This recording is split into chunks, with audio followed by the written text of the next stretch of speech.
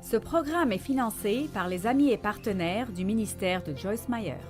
Mais Dieu nous a donné un antidote pour la peur. Et c'est la foi. La foi. Quand la peur tape à votre porte, envoyez la foi pour répondre.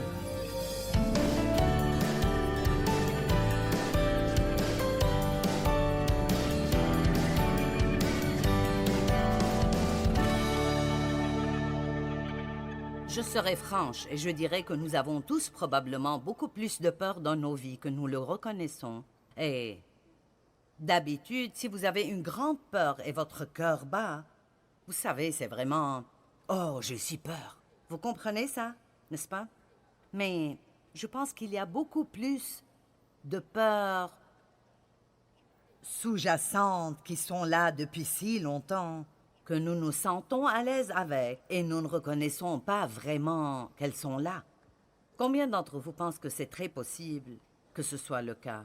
Et donc, je dis, soyons libérés de la peur. D'accord? Et vous ne pouvez pas être libérés de quelque chose que vous ne reconnaissez pas. Et donc, quand vous le reconnaissez, alors vous devez le confronter. Il vous faut comprendre que vous ne pouvez pas fuir la peur, vous en éloigner. C'est ce que la peur aime faire. Elle aime vous pourchasser et vous voir fuir. Et ce que Dieu veut que nous fassions est de confronter les choses et de savoir que comme il est avec nous, nous pouvons faire quoi que ce soit, n'importe quand, où que ce soit, où nous devons être. Vous allez probablement m'entendre dire répétitivement que Dieu est avec vous. C'est la raison que la Bible donne pour ne pas avoir peur. Ne crains pas, car je suis avec toi. Je ne craindrai rien, car tu es avec moi.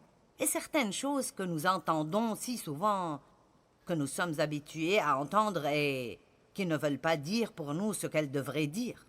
Et si vous prenez vraiment le temps d'arrêter pendant votre journée et de penser « Maintenant, Dieu est avec moi ». Dieu est avec moi en ceci. Je ne suis jamais seul. Dieu est avec moi. Ça devient une réalité consciente plus grande pour vous et ça commence à devenir vraiment génial de réaliser que vous et Dieu, vous vivez la vie ensemble. N'est-ce pas merveilleux? Vous savez, il ne vit pas simplement dans le bâtiment de l'église. Vous n'allez pas juste voir Dieu le dimanche matin.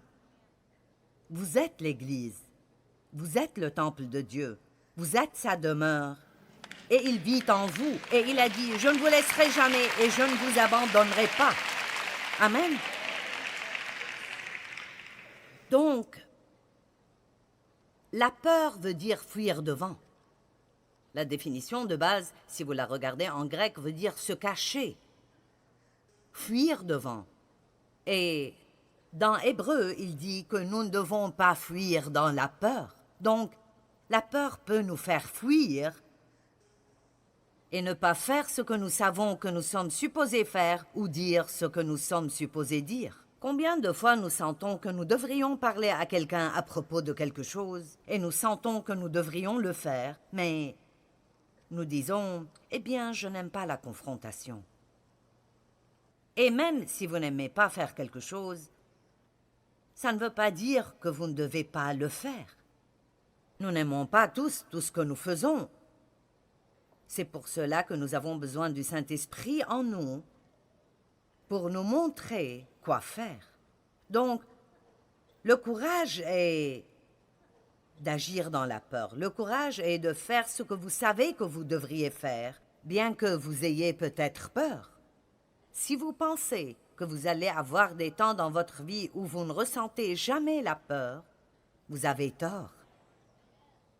Vous la sentirez à différents moments dans vos vies, jusqu'à ce que vous ne soyez plus dans un corps humain, parce que la peur est l'arme numéro 1 que le diable utilise contre le peuple de Dieu pour les arrêter d'avoir leur destinée ordonnée par Dieu.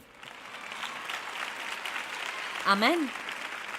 Je me demande combien de personnes ici se sont éloignées de quelque chose à un point dans votre vie qui était quelque chose que vous étiez supposé faire qui aurait été vraiment, vraiment, vraiment une chose géniale et merveilleuse.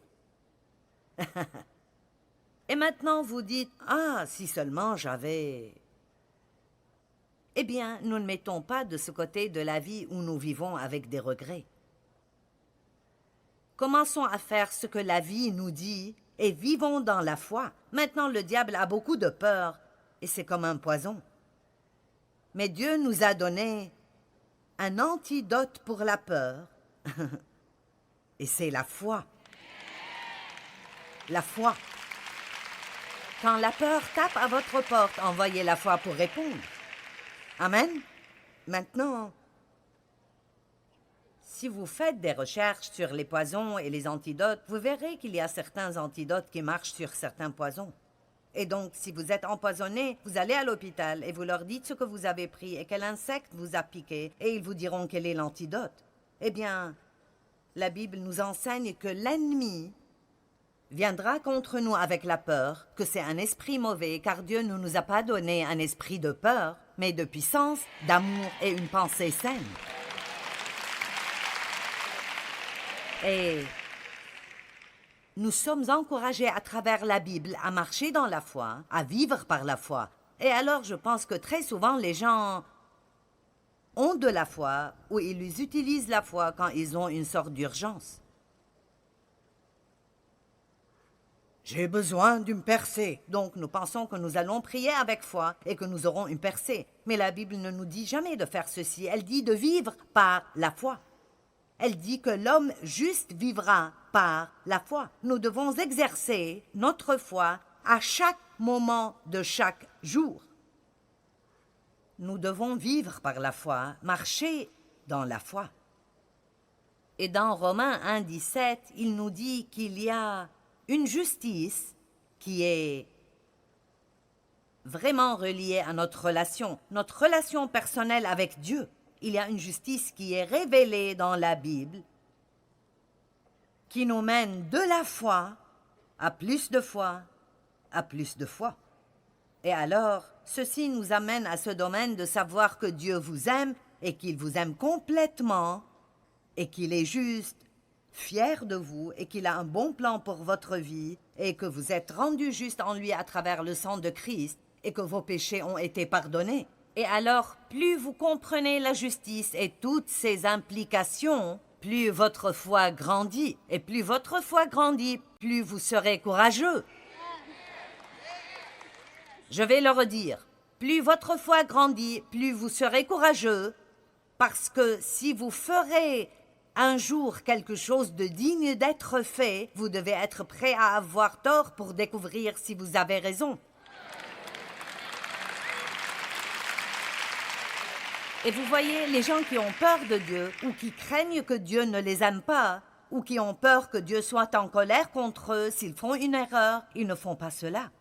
Donc, toute chose, tout ce qui a à voir avec la paix ou la joie ou le succès dans la vie, est basé sur la fondation de savoir qui vous êtes en Christ, que Christ vous aime. Il vous aime, il vous aime, il vous aime, vous aime, vous aime, vous aime, vous aime. Il vous aime, il vous aime, vous aime. Et un autre mot que nous disons beaucoup est que Dieu vous aime inconditionnellement. Et nous entendons ce mot tellement que j'ai décidé d'utiliser un mot un peu différent, et c'est complètement. Complètement. Vous savez, nous sommes tous confrontés par Dieu à différents moments de notre vie, quand Dieu veut que nous montions plus haut. Et donc, j'ai appris à vraiment apprécier cette conviction du Saint-Esprit. Ça ne me gêne pas. Je l'aime, je l'accueille, parce que, pour moi, c'est un signe que Dieu s'occupe de moi, qu'il m'aime. Vous savez, quand j'ai commencé dans ma marche avec Dieu, à chaque fois que Dieu me montrait quelque chose qui ne va pas en moi, je me sentais condamnée. Mais ce n'est pas le but. La conviction n'est pas pour la condamnation. La conviction est pour que nous puissions faire face à une situation et puis s'en occuper avec Dieu pour qu'il puisse faire de nous de meilleures personnes. Et donc, vous savez, quand Dieu travaille en vous, il y a une partie en vous qui est déçue de vous-même, parce que parfois nous faisons des choses et nous ne réalisons pas comment elles affectent les gens. Et quand Dieu vous les montre, vous dites, mon Dieu, vous savez, Mais qui... Bien. Comme je priais, je me suis entendu dire, « Tu sais, Seigneur, c'est si bon de savoir que bien que tu me montres quelque chose qui n'est pas une bonne chose, que tu veux changer en moi, et alors que tu travailles en moi sur ceci, je sais toujours que tu m'aimes complètement. » Mais écoutez-moi, c'est la liberté, et ça m'a pris beaucoup d'années pour arriver là. Et j'ai remarqué que... Comment peut-il m'aimer complètement s'il me dit que je fais quelque chose de mal? Eh bien, parce qu'il ne nous aime pas d'après ce que nous faisons. Et c'est difficile pour nous de comprendre ceci. Dieu ne nous aime pas d'après ce que nous faisons. Il nous aime parce qu'il est amour. C'est vraiment tout ce qu'il sait faire. Il ne sait pas comment faire quoi que ce soit d'autre. Amen. Vous avez une justice devant lui qui a été achetée et payée par le sang de Christ. Et elle n'est pas basée sur vos œuvres, mais sur les siennes. Nous ne sommes pas justifiés par nos propres œuvres, mais par les siennes. Et je sais que c'est difficile à comprendre, parce que dans le monde, si vous entendez le mot gratuit, vous pensez qu'il y a un prix caché. Mais quand Dieu dit gratuit, c'est gratuit. Vous dites, ce n'est pas possible que ce que je fais n'ait pas d'importance. Je n'ai pas dit que ça n'a pas d'importance. Ce que j'ai dit est que ce que vous faites ne va pas vous acheter l'amour de Dieu ou l'éloigner. Le problème est que nous pensons de travers. Nous pensons que si nous faisons assez de bien, Dieu nous aimera, mais il dit, non, je vous aime déjà et je veux que vous fassiez ce qui est juste et que vous me laissiez travailler en vous pour vous changer parce que je vous aime. Nous devons être si émerveillés parce que Dieu nous aime. C'est merveilleux. Tu m'aimes complètement. Même si j'ai été une brute cette semaine, oui, il vous aime. Oui.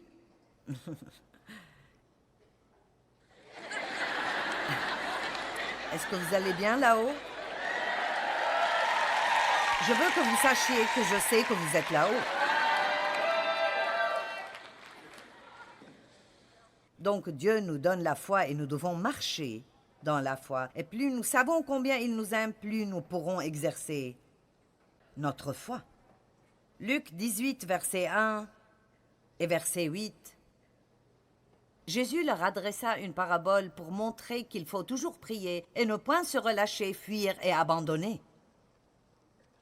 Je vous le dis, il leur fera promptement justice et les vengera. Mais, et j'aime ceci, quand le Fils de l'homme viendra, et vous savez qu'il reviendra,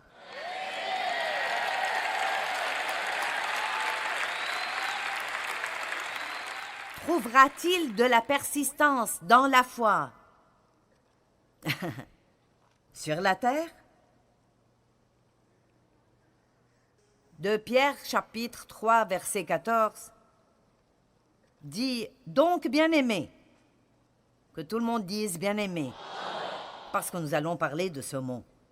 « Donc, bien-aimés, en attendant ces choses, appliquez-vous à être trouvés par lui à son retour, sans tache ou blâme. » Donc il dit, quand Jésus revient, soyez déterminés pour qu'il ne trouve aucune tache ou blâme. Deuxièmement, soyez en paix. Troisièmement, libres de la peur. Et quatrièmement, libres de passions agitées et de conflits moraux. Et donc, il met dans la même phrase, avec le fait de ne pas être immoral, il dit « Ne vous retrouvez pas dans la peur ». Dieu veut que vous soyez courageux. Il veut que vous soyez audacieux. Il veut que vous priez des prières audacieuses. Très bien, j'ai 2 personnes ici qui semblent être... Ah, hey, c'est bien, c'est pour cela que Dieu m'a envoyé. Il veut que vous priez pour des choses que vous savez que vous ne méritez pas.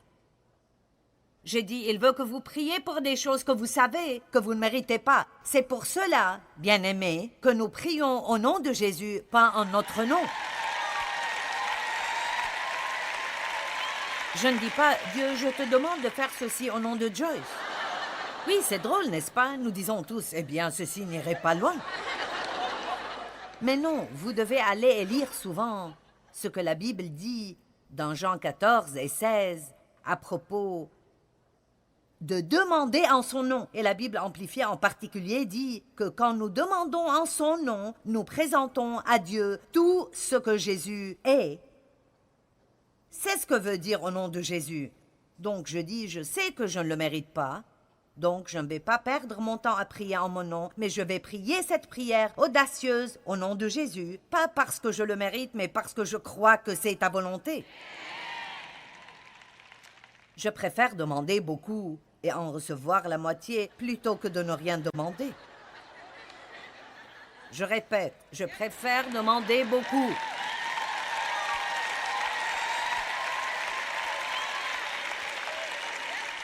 Je préfère demander beaucoup et même en recevoir le quart. Dieu ne sera pas en colère contre vous si vous demandez trop. Maintenant, je ne suggère pas que nous soyons juste avides et je ne parle même pas de demander des choses. Demandez à Dieu de se révéler à vous, de vous parler, de vous faire de grandes choses sur terre pour lui, de vous mettre dans une position où vous pouvez exalter son nom et le glorifier. En titre de fait, je pense que nous ne devons pas prier à propos de choses tout le temps.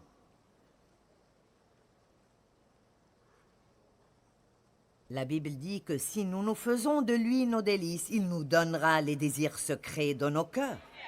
Donc vous pouvez laisser Dieu savoir ce que vous voulez et vous n'avez pas besoin de rester là.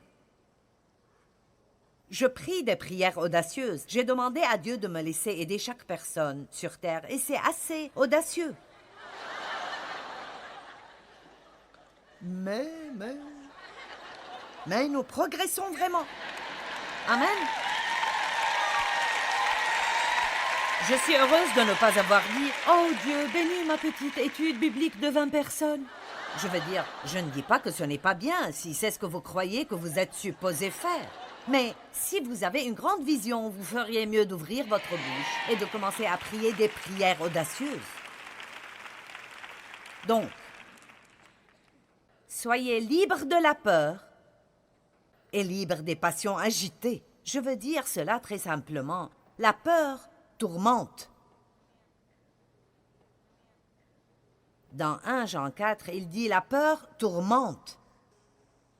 Maintenant, j'ai grandi enraciné dans la peur, juste enraciné dans la peur. Mon père était méchant et il contrôlait tout le monde par la peur. La peur d'être frappé, la peur d'être tapé, la peur de l'énerver, la peur de quoi que ce soit.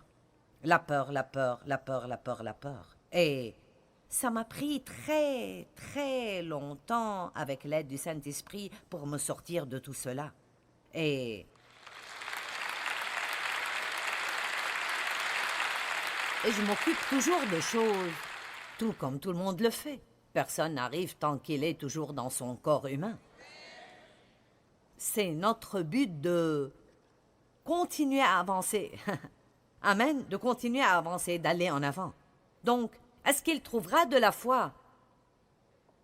Quand il reviendra, Hébreux 11:1 dit « La foi est une ferme assurance des choses qu'on espère, une démonstration de celles qu'on ne voit pas. » Donc, quand vous avez une manifestation, vous n'avez plus vraiment besoin de foi. Mais quand vous ne voyez pas ce que vous espérez voir, là, vous avez besoin de foi. J'ai la foi que Dieu est avec moi ce soir et que les 10 mots suivants qui sortent de ma bouche auront tous un sens. Mais quand je rentre chez moi et je sens que j'ai bien prêché, alors je n'ai plus besoin de la foi pour cela. Donc je dois avoir la foi que j'aurai une bonne nuit de sommeil ce soir et puis avoir la foi que tout ira pour le bien demain. Nous marchons dans la foi, nous vivons par la foi. Et puis j'aime particulièrement une définition que la Bible amplifiée donne dans Colossiens chapitre 1, à propos de la foi, que la foi est l'appui de la personnalité humaine entière sur Dieu, dans la foi et la confiance absolue en sa puissance, sa sagesse et sa bonté. Sa puissance, sa sagesse et sa bonté. En d'autres termes, Dieu a la puissance de faire ce qui doit être fait dans votre vie. Il a la sagesse de savoir comment le faire comme il faut et il est assez bon pour vouloir le faire même avec quelqu'un qui ne le mérite pas. Maintenant, qui ne serait pas enthousiasmé avec un Dieu comme ça? Ça me gêne vraiment, les images que le monde montre de Jésus parfois. Ce petit type émacié, vous savez. Et de petits bébés, de gros bébés anges avec de petites ailes. Allez, quand vous rencontrez votre premier ange, ce ne sera pas un gros petit bébé avec de petites ailes. Il vous donnera probablement une peur bleue, cet ange.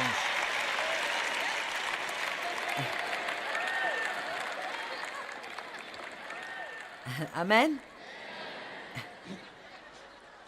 Mon Dieu, Jésus a du feu dans les yeux et une épée qui sort de sa bouche.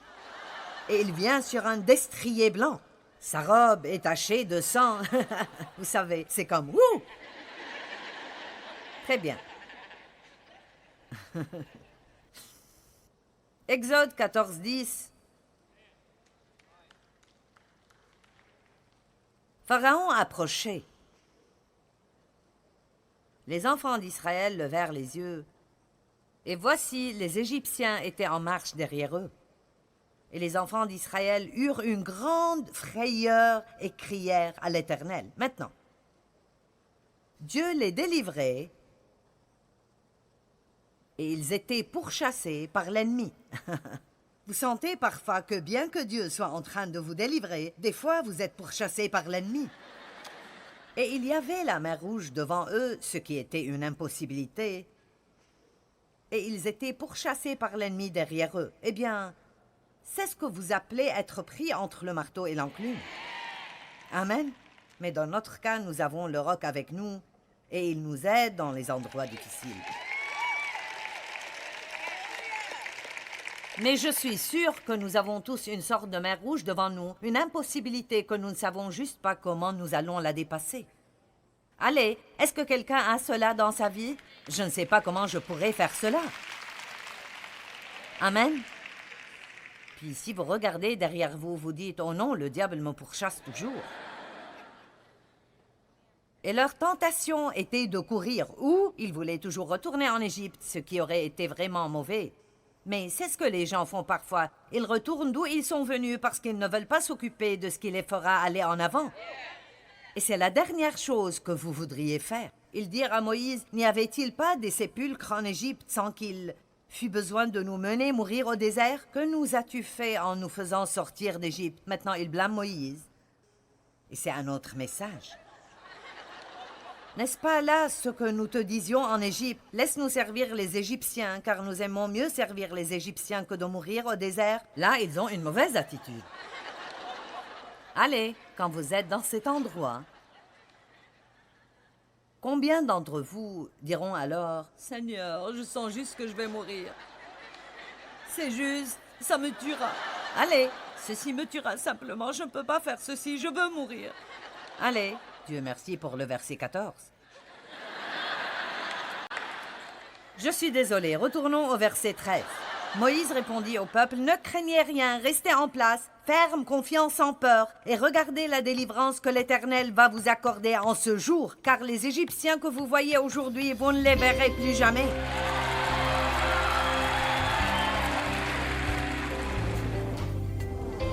Eh bien, laissez-moi vous rappeler que la peur est une impasse, mais la foi a toujours un avenir. Quoi qu'il arrive, nous pouvons nous réjouir en sachant que Dieu peut s'occuper de tout ce que nous contrerons.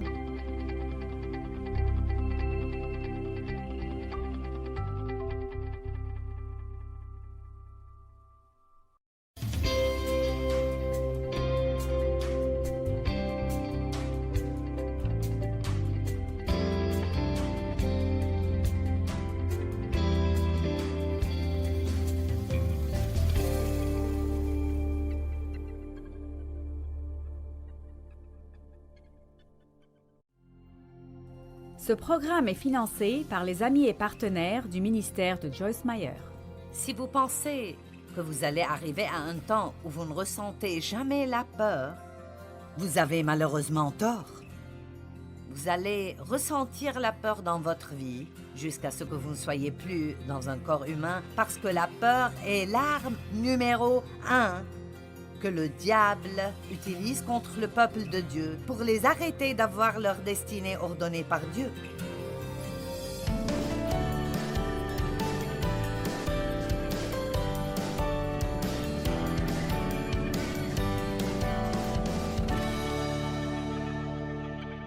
Nous vivons dans des temps difficiles.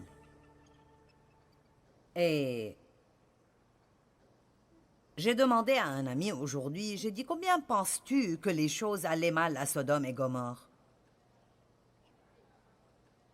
Je suis sûr que les choses allaient vraiment mal, mais je crois que nous sommes dans le même état maintenant. Amen. Et la Bible dit que quand Jésus reviendra, ce sera comme dans les jours de Sodome et de Gomorrhe. Et alors, nous ne sommes pas sages si nous ne vivons pas comme si Jésus revenait à n'importe quel moment. Amen. Et alors, dans Luc 21-26, la Bible nous enseigne que pendant ces temps, les temps où nous vivons, les hommes fuiront ou trembleront de peur. Mais je veux commencer à 21, verset 9, et nous allons lire jusqu'au verset 13. Luc 21, 9 à 13. Quand vous entendrez parler de guerre, de soulèvement, de perturbation et de confusion, ne soyez pas effrayés et terrifiés, c'est-à-dire n'ayez pas peur. Car il faut que ces choses arrivent. Mais ce ne sera pas encore la fin. Une nation s'élèvera contre une nation et un royaume contre un royaume. Il y aura de grands tremblements de terre violents et en divers lieux des pestes, des famines, des plaies et des maladies contagieuses et épidémiques qui seront dévastatrices. Ça vous est familier? Mon Dieu! Ceci a été écrit il y a 2000 ans. Il y aura des phénomènes terribles et de grands signes dans le ciel. Verset 12.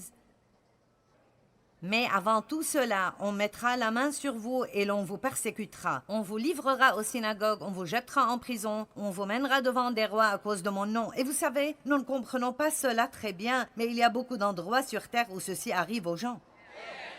Je veux dire, ils sont persécutés et tués parce qu'ils admettent qu'ils sont chrétiens. J'aime le verset 13, c'est pour cela que j'ai lu tout le passage. Cela arrivera pour que vous serviez de témoignage. Allez, nous vivons dans les meilleurs temps maintenant. C'est pour cela qu'il dit, écoutez, les choses seront difficiles avant que je revienne, ça doit arriver ainsi. Et je pense que ça doit arriver ainsi parce que beaucoup de personnes ne sont pas assez intelligentes pour servir Dieu dans les bons moments.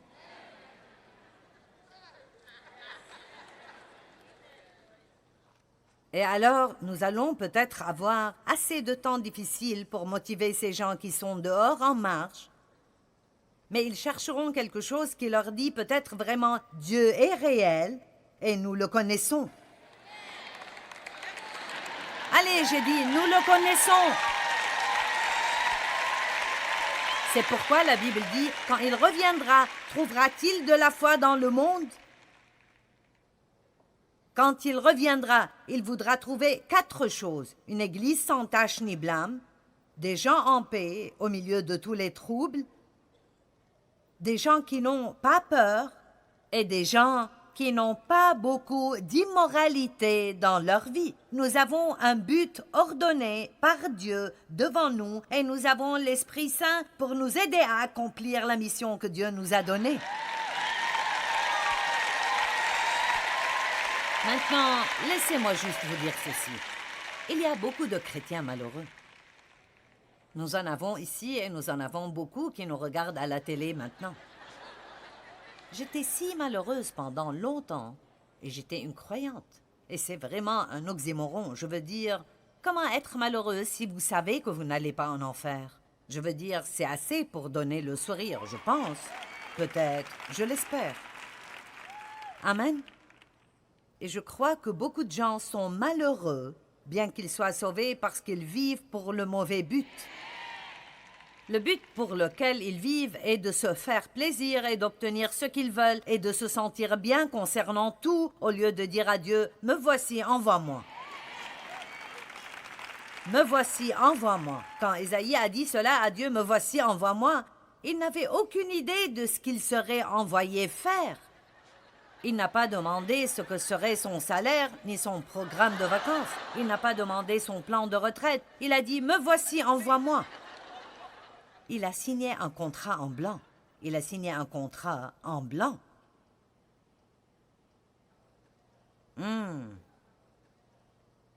Arrêtez de gérer votre propre vie et d'essayer d'utiliser Dieu pour obtenir tout ce que vous voulez.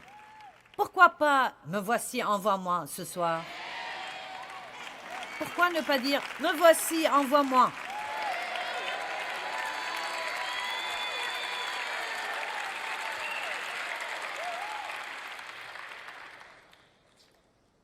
Votre joie reviendra rapidement. Maintenant, 1 Thessaloniciens 4, 16 à 18.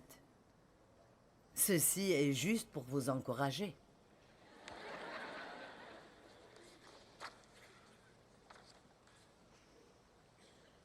Car le Seigneur lui-même a un signal donné à la voix d'un archange.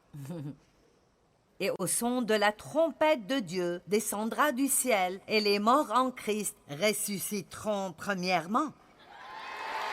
Hey! Utilisez votre imagination sainte et pensez un peu à ce que cette journée sera.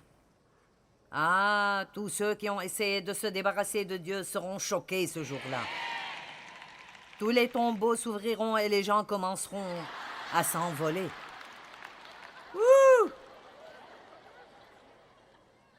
Ensuite, nous les vivants qui serons restés sur terre, nous serons tous ensemble enlevés avec eux sur des nuées à la rencontre du Seigneur dans les airs. Allez, à la rencontre du Seigneur dans les airs. Et ainsi, nous serons toujours pour l'éternité des éternités avec le Seigneur. Oh mon Dieu! Wow!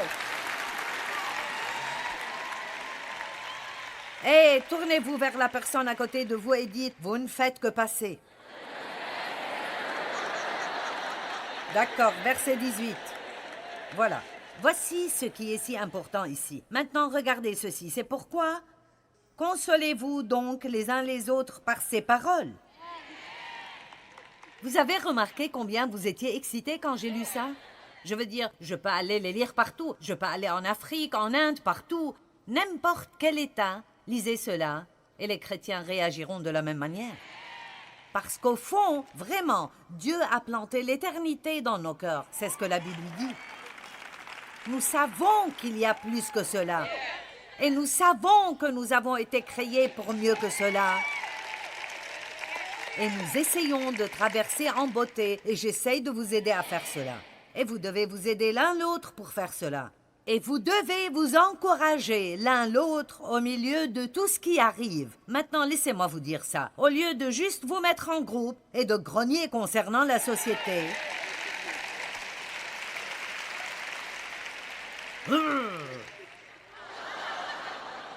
Je veux dire, les nouvelles sont si mauvaises. Vous devez être un croyant fort juste pour lire les gros titres. Au lieu de faire cela, quand vous entendez les gens dire ce genre de truc, dites « Mais le Seigneur revient !» Mais Jésus revient. Amen. Et indépendamment de ce que nous voyons, Dieu est vivant sur la planète Terre et il a le contrôle.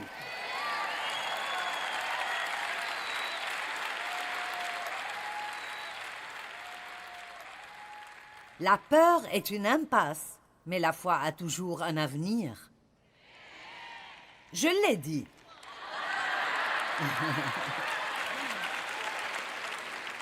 Ceci sera sur l'Internet sous Joyce Meyer a dit.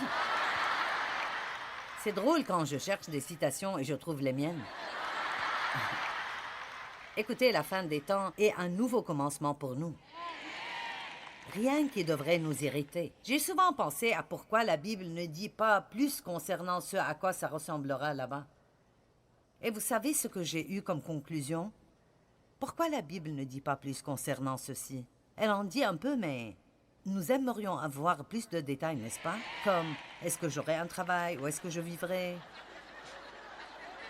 Oh Seigneur, est-ce que je serai responsable de quelque chose là-bas? Le Seigneur ne nous en dit pas plus parce que je pense que ce sera si merveilleux. Maintenant, écoutez, il n'y a absolument pas de mots que nous pouvons comprendre qui décriraient cela. C'est ce que je pense.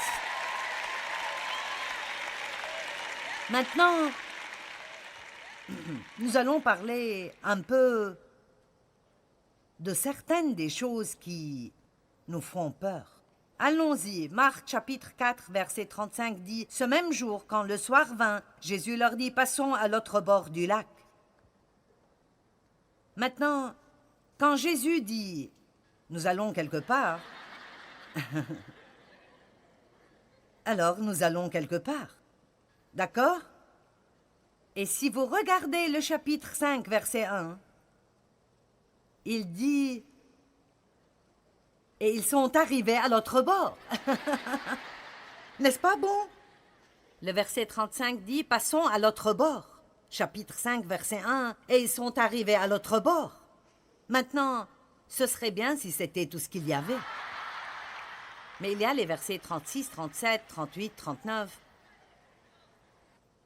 et peut-être 40, je ne sais pas, un tas. Donc voici le passage. Ce même jour, quand le soir vint, Jésus leur dit « Passons à l'autre bord du lac. » Maintenant, combien d'entre vous, Dieu vous a dit d'une façon ou d'une autre « Allons à l'autre bord » ? Vous savez de quoi je parle? C'est comme « D'accord, occupons-nous de ce problème. Allons conquérir ceci. Faisons cela. Peut-être que pour vous, c'est nettoyons la maison. » Faisons la vaisselle, faisons la lessive, payons les factures. Les montagnes sont différentes pour différentes personnes.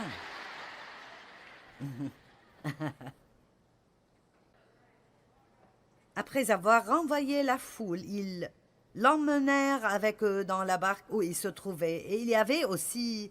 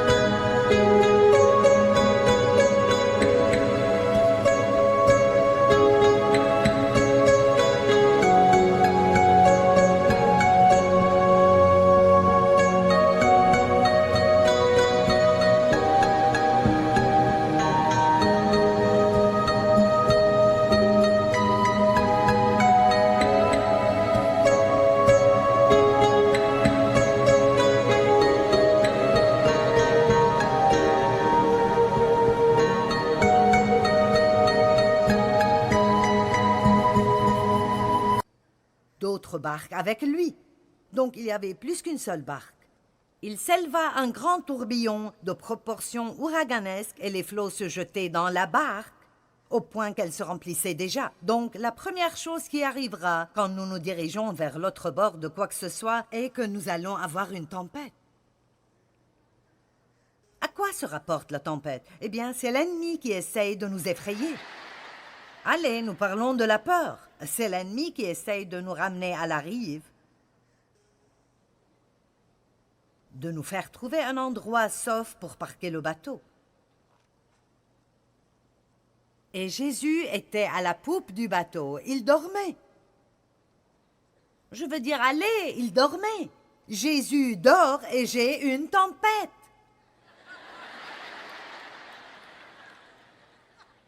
Wow! Dieu, où es-tu? Je ne peux pas t'entendre. Je ne sais pas quoi faire. Tu ne m'aides pas, Est-ce que tu dors? Mais la Bible dit qu'il ne dort jamais. Jésus dormait parce qu'il avait un corps humain. Nous avons tous besoin de dormir. Mais dans son état ressuscité, il n'a pas besoin de sommeil. Waouh, au ciel, nous n'aurons pas besoin de sommeil. Cool. Et au ciel, la nourriture n'aura pas de calories.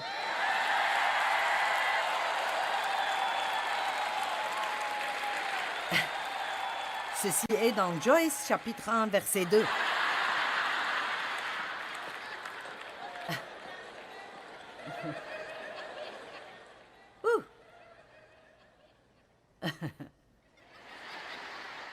Ceci vous a vraiment enthousiasmé.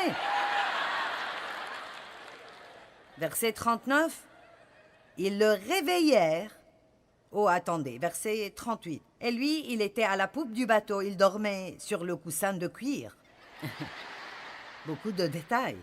Et ils le réveillèrent et lui dirent, « Maître, ne t'inquiètes-tu pas de ce que nous périssons dans la tempête? Ne te soucies-tu pas, Seigneur, ne m'aimes-tu pas? Ne te soucies-tu pas de moi? Si tu m'aimes, pourquoi dors-tu? » S'étant réveillé, il menaça le vent et dit à la mer, « Silence, tais-toi. » Et le vent cessa, se calma comme fatigué par son activité, et il y eut immédiatement un grand calme et une paix parfaite. Et je suis sûre qu'ils ont dit, « Oh, Dieu merci. » Mais la première chose qu'ils ont eue là est une correction. « Pourquoi avez-vous ainsi peur? » Oui. « Oh! Comment n'avez-vous point de foi? » Vous voyez, il aurait préféré qu'il dorme pendant la tempête aussi. Il aurait préféré qu'il dise quelque chose comme « Eh bien, Jésus, tu agis comme si tu étais endormi, mais nous savons que tu sais tout ce qui arrive. Tu as le contrôle de tout cela. Tout ira sûrement très bien. » Écoutez, quand vous êtes au milieu de quoi que ce soit, apprenez à dire cela. Ça ne durera pas longtemps. Allez, ça ne durera pas longtemps. J'avais un problème d'estomac pendant près de 3 semaines. Dave l'a eu pendant 1 jour. Mais non, Dave et moi, nous opérons d'après des plans différents.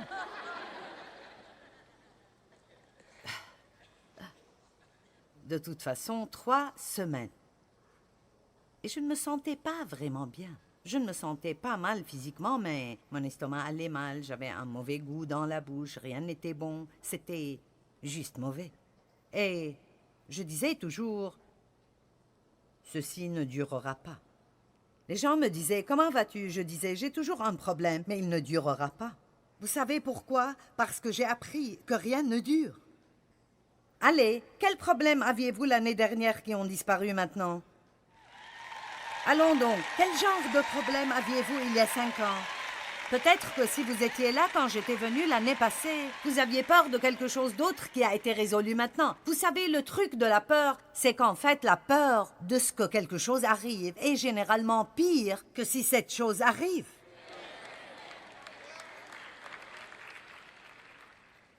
Parce que quand quelque chose arrive, il y a une grâce qui vient de Dieu pour s'en occuper. Mais quand vous êtes ici et vous avez peur de ce que ça arrive, il n'y a pas de grâce ici. Alors vous avez le tourment. Ça va? Vous apprenez quelque chose? Très bien. Je dis toujours, nouveau niveau, nouveau démon. Paul a dit, une grande porte d'opportunité s'est ouverte devant moi et avec beaucoup d'adversaires. C'est dans 1 Corinthiens 16, 9. Ésaïe 41, 10, ne crains rien, n'aie aucune peur. Pourquoi? Je suis avec toi. Allez, dites, Dieu est avec moi. Ne promène pas des regards inquiets. Vous pouvez vous fourrer dans de gros problèmes si vous regardez vos circonstances un peu trop. Si vous en parlez un peu trop. Si vous regardez l'ennemi, si vous regardez la mer Rouge. Vous savez, il y a des années, quand j'ai laissé mon travail pour me préparer pour ce ministère qui était juste une image dans ma tête à ce moment, je veux dire, j'ai fait des choses radicales. Vraiment, comme... Si ce n'était pas Dieu, ce serait vraiment stupide. Et... Donc, chaque mois, nous n'avions pas assez d'argent et nous avions besoin d'un miracle de Dieu. Je me souviens toujours de quand il nous manquait $40 à chaque mois pour payer nos factures. Et à chaque mois, Dieu nous a donné un miracle. Mais à chaque mois, je passais par ma crise de panique. Qu'est-ce qui va arriver? Blablabla. Bla, bla. Et oh, Dave, je voulais qu'il commence à s'inquiéter avec moi et il ne le faisait pas. Combien d'entre vous savent que quand vous vous inquiétez et vous êtes énervé, vous ne pouvez pas supporter que quelqu'un soit en PRI et passe du bon temps? C'est comme... Je dois tout faire ici. Et je disais à Dave, pourquoi ne fais-tu pas quelque chose? Pourquoi ne fais-tu pas? Et il dit, qu'est-ce que tu veux que je fasse? Et je me souviens, je sortais le chéquier et je sortais toutes les factures. Et je m'assurais des chiffres encore et encore pour m'assurer que je n'ai pas fait d'erreur ou si je pouvais trouver de l'argent. Et je m'énervais juste tellement. Pourquoi? Parce que je regardais tout autour de moi. Est-ce que vous savez de quoi je parle? Dave disait, nous dimons, nous donnons. Tu as laissé ton travail parce que tu crois que c'est ce que Dieu t'a dit de faire. Il pourvoit à nos besoins chaque mois. Maintenant, viens regarder la télé avec moi et les enfants. Oh non! Non, non, non, non, non, non. Quelqu'un doit être responsable. Allez, vous comprenez, n'est-ce pas? Quelqu'un doit être responsable. Eh bien, je ne pouvais pas résoudre cela. Eh bien... Vous sentez que je décris votre maison, n'est-ce pas? Ne promène pas des regards inquiets, car je suis ton Dieu. Je te fortifie face à tes difficultés. Je viens à ton secours. Je te soutiens de ma droite de justice et de droiture triomphante. Ouh! Et je vais sauter jusqu'au verset 15. J'aime cela. Voici, je fais de toi un traîneau aigu, tout neuf garni de pointes. Tu écraseras, tu broieras les montagnes et tu rendras les collines semblables à de la balle. En d'autres termes, Dieu dit, même au milieu de cette tempête, j'ai un plan pour toi et tu te retrouveras de l'autre côté. Et aussi, si tu restes dans la foi, je vais te transformer en un nouvel instrument aiguisé et puissant.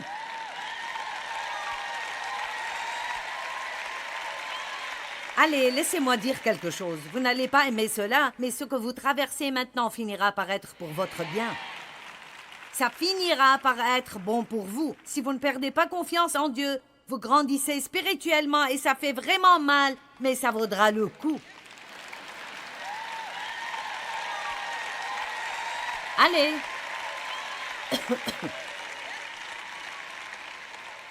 Laissez-moi juste faire une... observation. Combien d'entre vous se sont rapprochés beaucoup plus de Dieu dans vos problèmes que dans vos bons temps?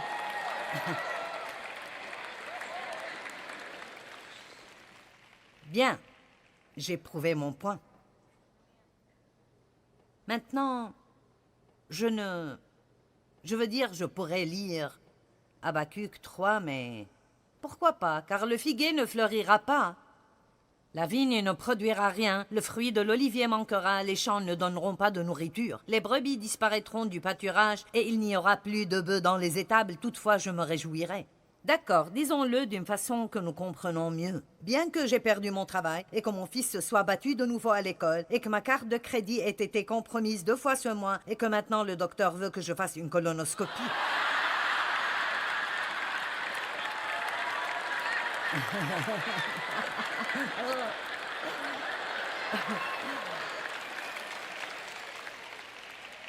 Mais Seigneur, tous ces trucs que je dois boire avant de faire ce test. Beurre. Et toutefois, je me réjouirai. Toutefois, je me réjouirai en l'Éternel, le Dieu victorieux de mon salut. Donc, écoutez cela. Je pense que je devrais dire ceci. Maintenant, moins nous nous plaignons, plus nous grandissons spirituellement. Allez, ceci vaut bien votre venue. Parce que voici l'essentiel. Si nous pouvons juste dire à quelqu'un d'autre et qu'ils se sentent désolés pour nous.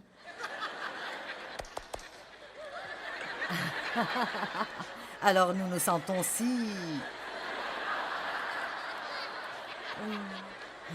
Oui, je suis pitoyable. Mais ce que nous faisons est que nous arrêtons un peu de ce que Dieu essaye d'utiliser pour nous changer à l'intérieur. Et alors, mon Dieu, si je passe par quelque chose et je garde la bouche fermée,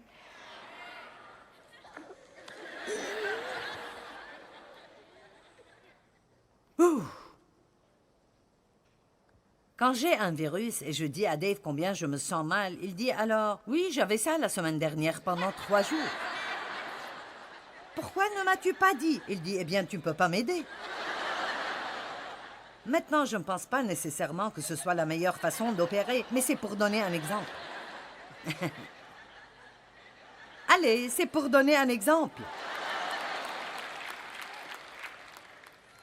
Je vais redire ça parce que je n'avais pas ça dans mes notes. Je pense que c'est une chose de Dieu.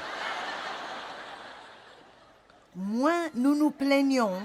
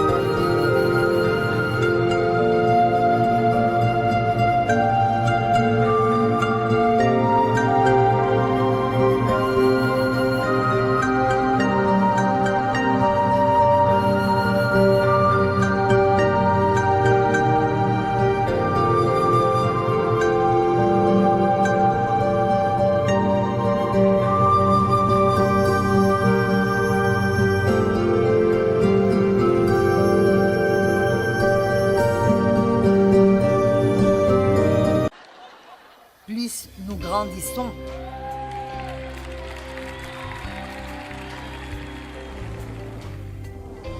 Eh bien, laissez-moi vous rappeler de nouveau que la peur est une impasse, mais que la foi a toujours un avenir. Quoi qu'il arrive, nous pouvons nous réjouir dans le fait que Dieu peut s'occuper de tout ce que nous contrerons.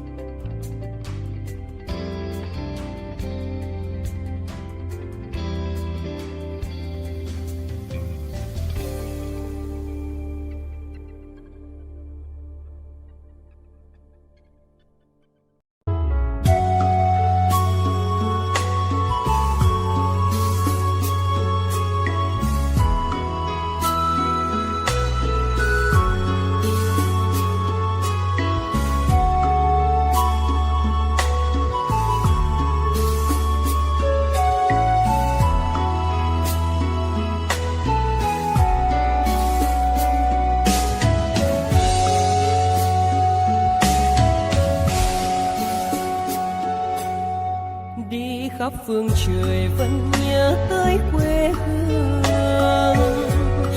Người về đây thăm làng trù quê mẹ và làng sen quê cha, xúc động bồi hồi người rơi giọt lệ, thương mái nhà tranh thương đất mẹ nghèo.